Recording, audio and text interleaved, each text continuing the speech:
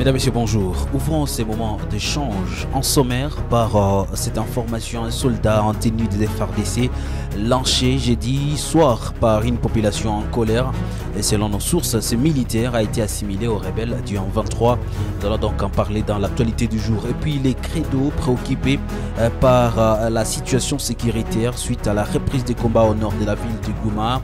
Et vous le savez, ces combats ont donc occasionné un délestage, une perturbation dans la distribution du courant par la société Virunga. Nous allons donc revenir sur l'alerte de cette organisation de la société civile.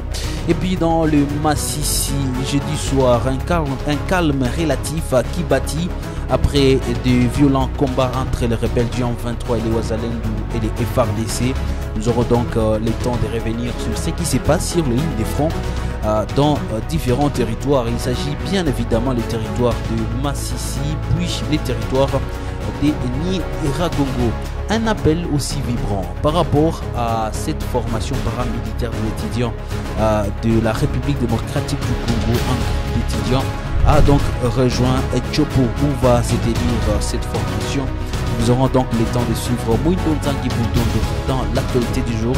Et après, nous allons donc chiter par la page culturelle, puis une information vite de la ville de Goma où le DC Virunga s'est rencontré avec l'AS Kabasha en ville de Goma. Nous allons donc revenir sur le score de ces matchs dans l'actualité du jour. Vous êtes nouveau, n'oubliez pas de vous abonner. Moi et vous, on va se retrouver dans la deuxième partie pour les détails sur cette rubrique consacrée à l'échange des actualités à Goma et dans les provinces.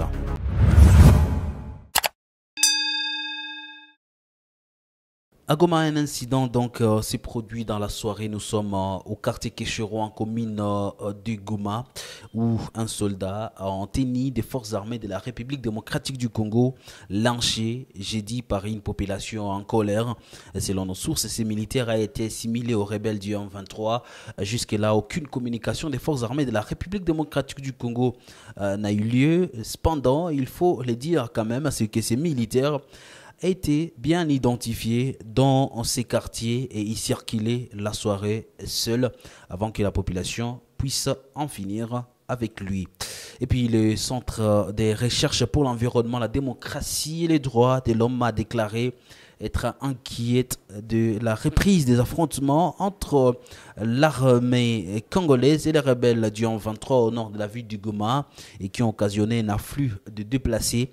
Dans un communiqué publié par cette organisation, Credo a indiqué qu'en silence de la communauté de l'Afrique de l'Est, la MONUSCO, et a appelé à une action urgente pour le retour de la paix dans cette région. Cette organisation a cependant condamné la destruction d'une pylône du courant de la société Virunga Énergie, acte qui a constitué des violations des droits humains. Et vous le savez, ça sera donc la 10e nuit où Goma sera donc dans les noirs après cette destruction. Et vous le savez déjà, au début de la semaine, il y a eu le même cas, mais Virunga a rétabli le courant.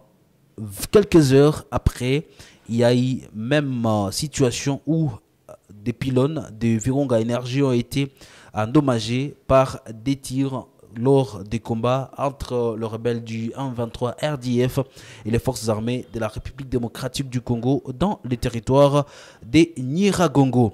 Et puis, un calme relatif est signalé depuis la soirée des jeudi sur différents axes du groupement Bachali KMB où les affrontements se poursuivaient tôt le matin de ces mêmes jeudi entre les Ouazalendou et les terroristes du 23 soutenus par le Rwanda en territoire de Massissi au nord Kivu.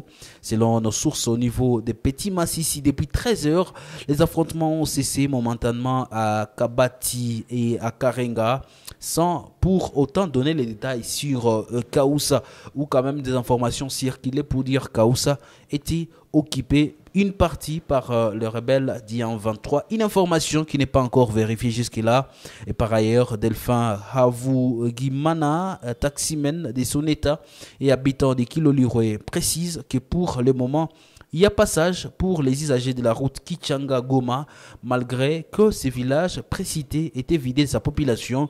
À lui d'ajouter que ces affrontements n'ont pas permis aux habitants de rester dans leur agglomération suite aux détonations d'armes lourdes qu'utilise l'armée loyaliste des forces armées de la République démocratique du Congo, appuyée par les forces d'autodéfense du Wazalendo.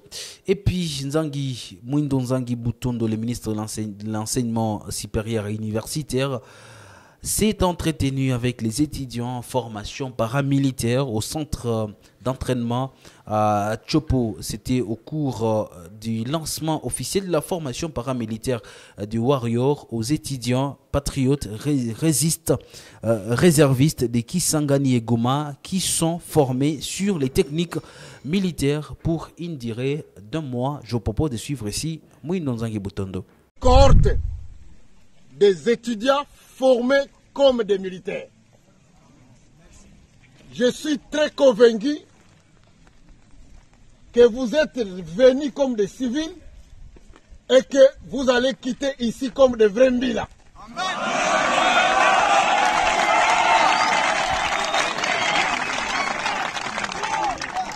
Le président de la République, Antoine Félix Tshisekedi Tshilombo, il a appelé à la mobilisation générale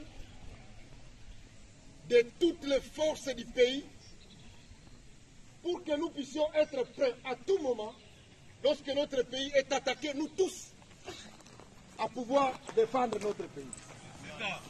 On ne va pas le défendre sans être formés. Nous sommes très en retard en tant que pays. Et c'est pour cela qu'on a décidé que cette année, nous puissions commencer par la première cohorte.